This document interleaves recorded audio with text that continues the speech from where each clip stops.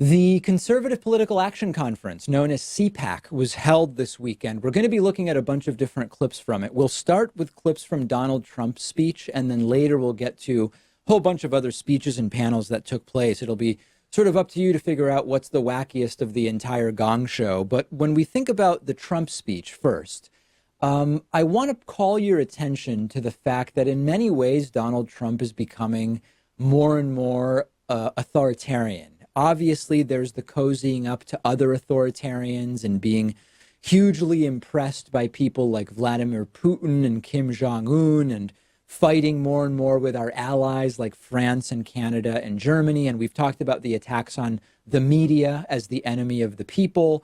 There's the mention that he's made before of liking the idea of maybe allowing president for life in the United States, the way that China has moved in the direction of doing. There's the dismissal of all facts and the creation of completely fact-free narratives that make Trump sort of authoritarian. And I could go on, but a really interesting trait that Trump is adopting is longer and longer speeches.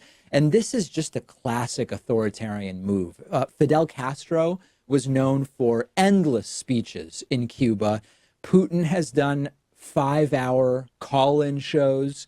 Hugo Chavez in Venezuela would ramble on for 4, 5, 6, even 8 hours in some cases. And there's a couple interpretations of why authoritarians do this. One is they genuinely believe that people are interested in hearing from them for that long. It's sort of like a narcissism, and I think Trump has no shortage of that. Another point of view on long authoritarian speeches is that it's a way to control the public, right? You're not going to get up and leave during the great leader's speech, and it's a way to exert control over the population.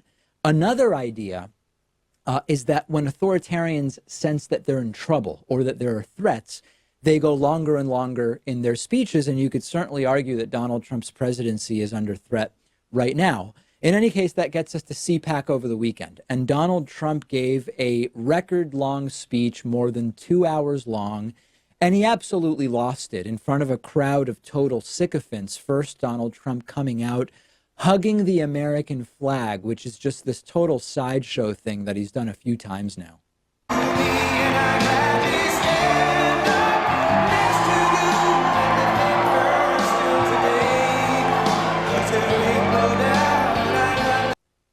Yeah, by the way, the country music, I have to comment on the country music. How dumb and gullible are you to believe that Donald Trump, a rich guy who grew up in New York City and wants everything gold-plated, how dumb and gullible do you have to be to believe that he now likes country music and identifies it as a Republican? And I'm curious whether people agree with me. I believe that privately, this is a persona Trump knows is totally bogus. I believe that privately, Trump knows that hugging a flag is stupid, but he also knows enough to realize that the CPAC audience absolutely loves Trump hugging a flag, and they do. They actually think it's extraordinary, and they went completely bonkers. So then Trump gets into his actual 2-hour speech, and he goes after Robert Mueller in an unhinged tirade. Trump swears in the clip, and by the way, just so everybody knows, it's okay to air this. No one's going to get fined by the FCC for airing the president's words. Take a listen to this. Unfortunately, you put the wrong people in a couple of positions, and they leave people for a long time that shouldn't be there. And all of a sudden, they're trying to take you out with bullshit, okay? With bullshit.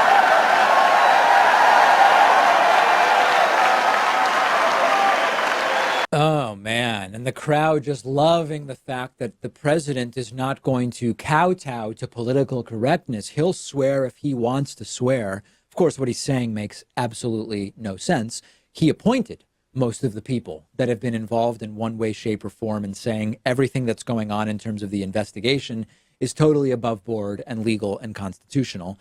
Then Trump just starts making things up about immigration. And listen to the bizarre claim he makes about birth control here. But mothers who love their daughters give them massive amounts of birth control pills because they know their daughters are going to be raped on the way up to our southern border. Think of that. True story. told to me by the Border Patrol. Yeah, massive amounts of birth control pills. How is he this dumb?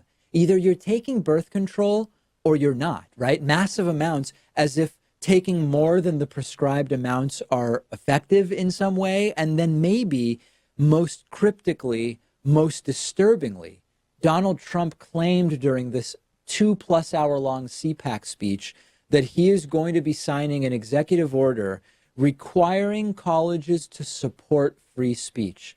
What does that even mean? We don't know. Trump obviously doesn't know, but it didn't stop him from saying it. Announce that I will be very soon signing an executive order requiring colleges and universities to support free speech if they want federal research dollars.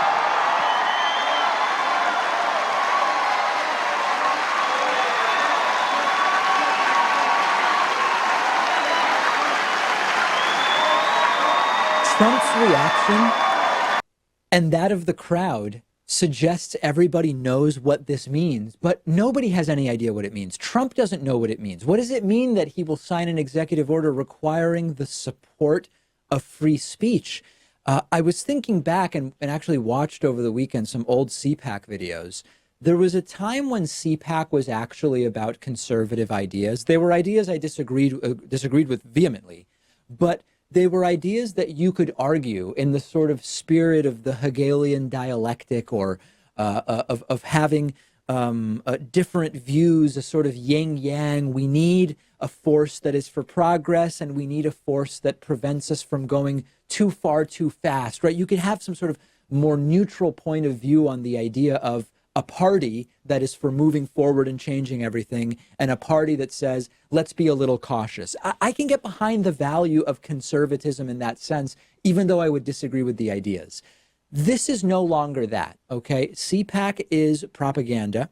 It's red meat. It's the weaponization of ignorance. And I saw a tweet over the weekend that really sort of exemplified how we should be thinking about this. This is like Trump at CPAC for 2 hours is like a crazy guy screaming on the subway for 2 hours, except the guy has access to nuclear weapons. And that's an extraordinarily scary thought, but it's the reality. That's the reality we're working with.